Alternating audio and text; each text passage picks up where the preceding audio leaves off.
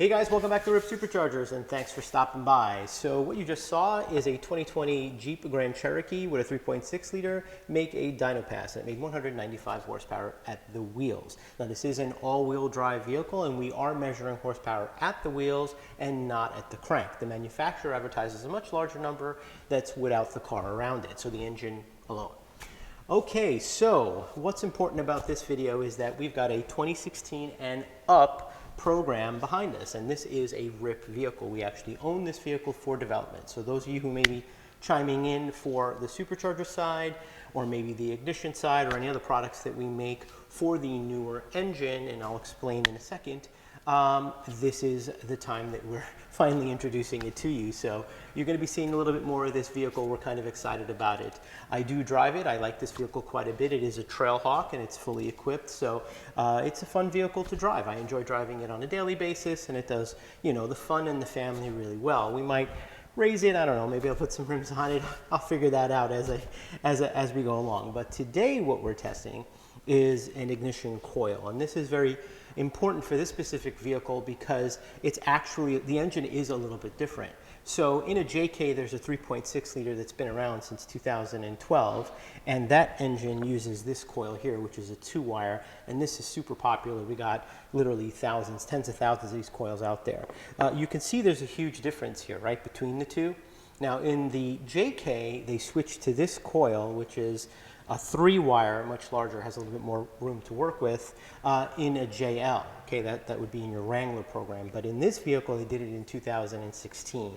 The 2016 is different in a few ways. It adds an EGR valve, it has a larger throttle body, and a very unique intake plenum, which is a little bit more cumbersome to take on and take off.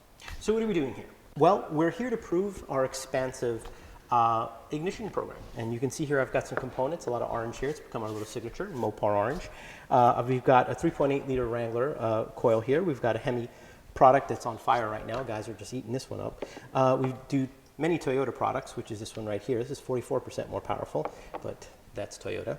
And these are the two MOPAR V6s that we do. Now what we proved to do here is we're bringing more spark energy to the spark plug. And what does that do? Well, that basically ignites more fuel. Remember, the engine is an air pump. It's powered by fuel. Therefore, if you are giving it air and you're giving it gas, then you need to ignite that so that it makes the explosion and makes more power. Now, we're not reinventing the world here, but we're just doing a better job of building the actual coil itself. Internally here, this is basically an amplifier. It's capacitive discharge. So it's just like an amplifier for your stereo system, right? Instead of bass coming out, you've got spark ignition, which lights up the fire. So by using better componentry internally, like better copper and better, iron core, and just winding it more, you're able to get more spark energy. And what do we promise? Well, we promise at minimum 10% more power than the OE, all the way at redline, 6,500 RPM. But at lower RPM, that's where we can make as much as 25% more power, and this one does, so you'll feel a lot of throttle response.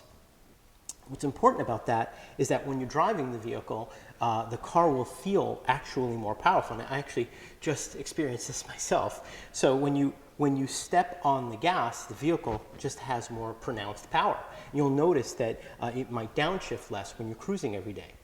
Let's face it, most of the time we're spending, the car, the engine itself is spending its time around 2,000 to 3,000 RPM, right? It'll downshift to go around somebody, not when you're flooring and having fun with the vehicle, just to pass somebody on the highway. And that's where this component comes in very, very strong. And when you read the reviews on this, which there are a lot of reviews, okay, you can see that there's people who say, I feel this immediately. Well, I mean, the car is strapped down on a dyno, and we can make some power with it. So let me show you how it works, and then we'll reconvene at the dyno. All right? Be right back.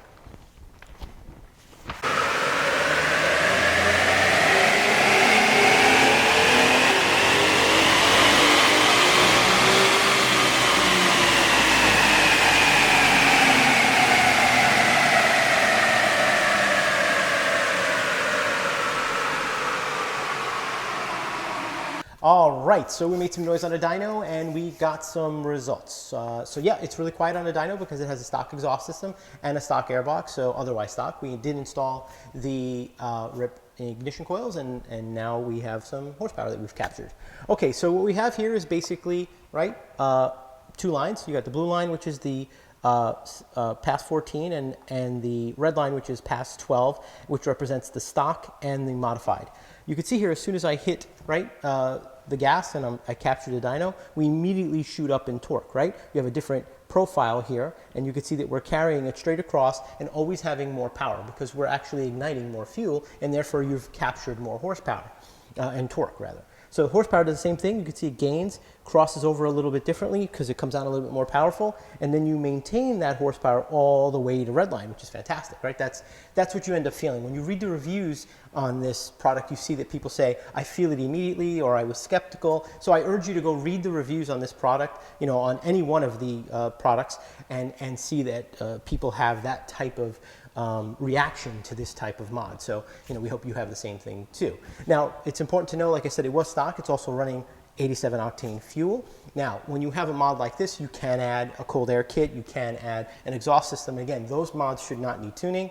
Should you add tuning, again, this will help. You don't need it, but it will help because you have more, well, you have more spark to ignite more fuel. If you have more air and more exhaust, you're going to gain more. So more throttle response and more power. So I think we've done everything we're supposed to do, right? We showed you the product. We explained to you how it works. We demonstrated it on the dyno. We showed you the gain.